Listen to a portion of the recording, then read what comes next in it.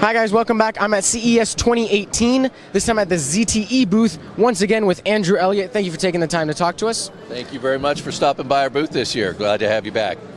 So I was wondering if you could talk a bit about the Axon M, what's new and what you think makes it really stand out from the crowd. Sure. I mean, one of the things you'll notice right away is just maybe there's a little bit about just what a wonderful screen it has on here. But it's not just one screen, it's actually two screens. And the wonderful thing about this is actually we have 4 modes with the way that this 2-screen setup has now been done. So what we found is that consumers told us that they are wanting to do a lot more multitasking. And as you see by the nature of the size of mobile devices going forward, or what sits out there right now, the screen sizes keep getting bigger and bigger and bigger. And as a result, they're consuming a lot more content that can be played back on there. And so here we came out with the Axon M. It's got dual screens, and now you have the little M button down here. And down here it allows you to go to any one of these modes. So this is kind of the traditional view of what you would see, or I can now go in and have 2 screens running at the same time. And now you can see you can do one thing over here and another thing over here. So multiple apps running on different occasions. So you could be checking a Twitter feed on one hand and watching video on the other. Another great thing about this is if I wanted to go into what's called extended mode, so now I can actually be having the one application displayed across 2. So for video content, if you look at some implementations for how you can do this with your calendar, your gallery, it now is an interesting way to leverage content across both screens.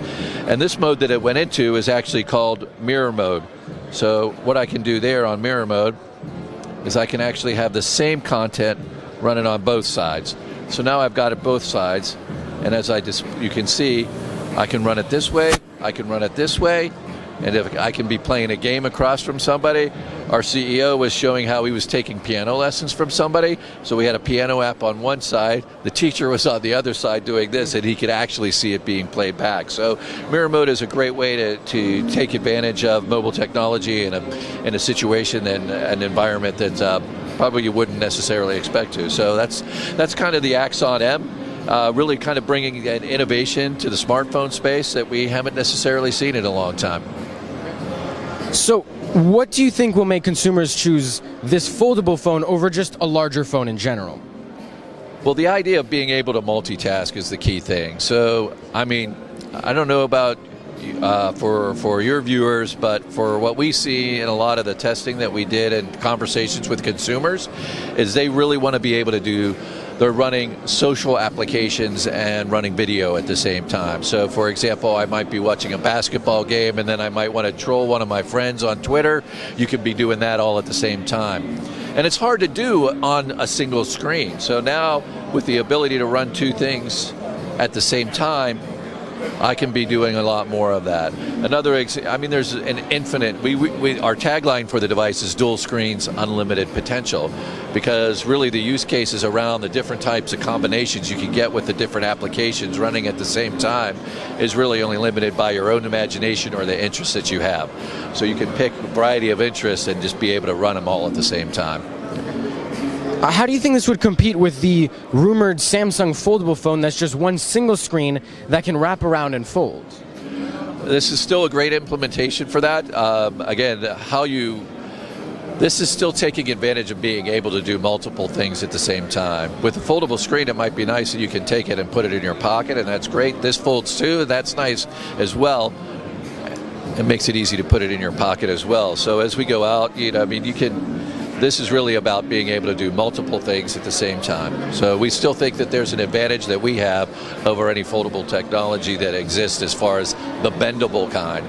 This is a foldable device with 2 screens running at the same time. Still a unique advantage that we think consumers are really attracted to, or at least consumers continue to tell us that they're attracted about. I mean, once you flip open the screen, it's really amazing how people just react to that, and their jaws drop, and you tell them what it does, and they're like, I need that. So I've had a couple of instances where it's been really interesting how we've seen the response from consumers in that environment. Yeah. So if I'm understanding correctly, the focus is not necessarily on being able to extend the screen size per se, but on really the independence of the individual screens and being able to multitask in that way. It's really both. And that's why we had the 4 modes. I mean, there's certainly some devices like this that have been tried in the past, but they haven't, and, it's trying to do 1 or 2 things over here at the same time. So, the hardware wasn't there, the network wasn't there, or the applications and content weren't there. And, the changing behaviors over time have allowed this to kind of really come forward now in a way that it's really a lot more useful than it ever could have been, and continue. We think it will continue to be. We've stated when we launched this device, we want to continue to be the leader in these foldable smartphones. And so this is our first iteration of doing that. What sort of constraints or compromises did you have to make in order to fit this sort of form factor? I don't think there's any compromises. There's really enhancements that have been made. So the great thing about this is that it takes advantage. I mean, you got 2 applications running on here. I think that was one of the issues with other implementations, is you had to have customized applications for this experience. Here, you can just drop into Google Play and take any one of the thousands of applications, hundreds of thousands that they have, and run it in here unmodified, completely unmodified. However, we have something like this where if you wanted to do something, that you can do something that's interesting. If you look at this as an example, in the extended mode, is now I can run, now it's more natively taking advantage of the screens in a more natural way that you would expect to be able to do that. The other thing that's really interesting on this is if you look at the, again, the kind of content here, which is one of the reasons why AT&T was really interested in it. They're moving more into the entertainment space, so you see them, through DirecTV and some of the properties that they're trying to acquire. Entertainment's a big deal. So being able to display video content across both of these screens is really a huge advantage for them, and it really plays to the heart of what it is that they want to go towards. So the combination of the 2 screens, playing it on 2 different apps, or running 1 application across both was really appealing to them. So they saw the value of that immediately. So there aren't limitations, unlimited potential. Unlimited potential, there you go. So now if we could move the focus towards the Axon 7. So back in 2016, you guys released the Axon 7, and it was a huge success, I think. Very well received as one of the best budget phones of the year.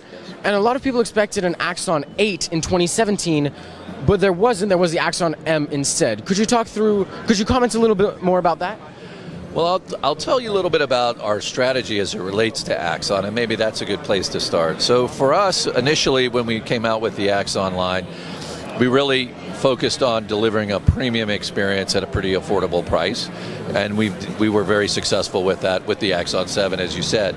And so we'll continue to do that. We also think the Axon series is a great way to build innovation into the smartphone category that may not be there, allows us to try things that are not in the marketplace today that consumers tell us they want. And so that's why you see something like the Axon M.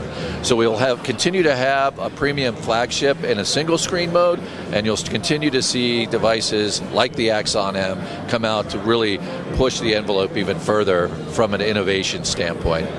So even though we did not come out with an Axon device last year, you could be assured that there's another one coming. Kind of continuing on that, without giving too much away, what can you say as to the future, at least in 2018, of ZTE? Well, we continue to do some things really well, and we think it's really about really expanding the reach that we have. So, and that happens in 2 ways. One is through the device portfolio that we have. So we're happy to say that we've now got smartphones that are available across all of our carrier partners here in North America.